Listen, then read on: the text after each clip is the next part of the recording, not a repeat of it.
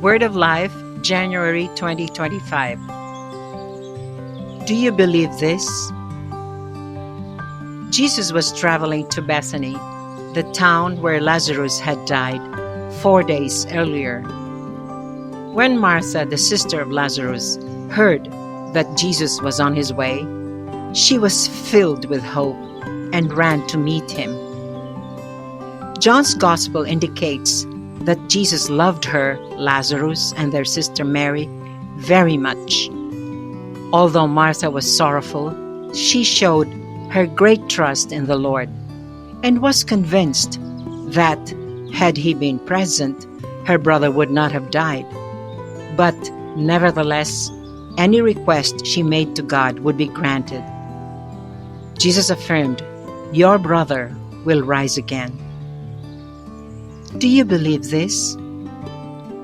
After clarifying that he was referring to the return of Lazarus to physical life there and then, and not to the life that awaits the believer after death, Jesus asked Martha if she had complete faith.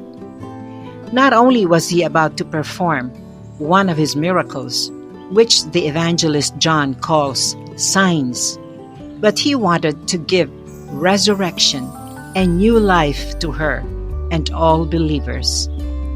Jesus proclaimed, "I am the resurrection and the life," and the faith he asked of Martha lay in a personal relationship with him and active and dynamic adherence. Believing is not like accepting a contract that you sign once and then never look at it again, but it is something that transforms and permeates your daily life. Do you believe this? Jesus invites us to live a new life, here and now.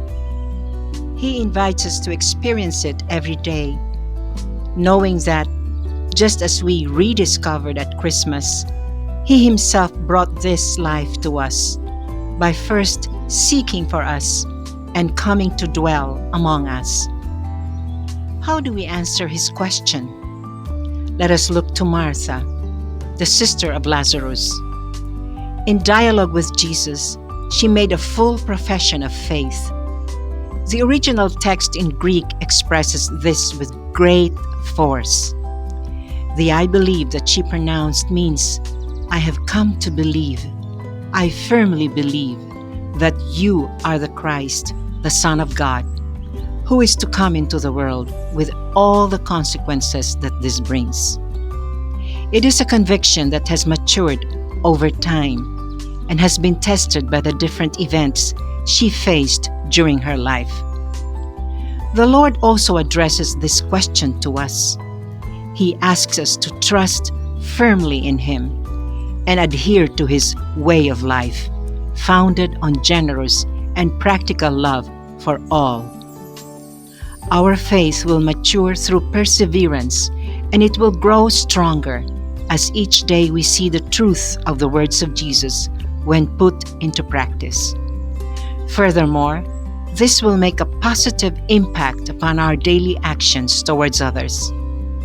In the meantime, we can make our own the prayer that the apostles made to Jesus: "Increase our faith." Do you believe this? Patricia from South America said, "One of my daughters had lost her job because the government had closed the public agency where she worked. The same thing had happened to her colleagues. As a form of protest, they had set up an encampment in front of the office. I tried to help them by participating in some of their activities, bringing them food, or simply stopping to talk to them. On Maundy Thursday, a group of priests who were supporting them in their plight decided to hold a ceremony during which there was space to listen, a reading from the Gospel, and the act of washing feet was performed in memory of what Jesus did before His crucifixion. The majority of those present were not religious people. Nevertheless, it was a moment of deep union, fraternity, and hope.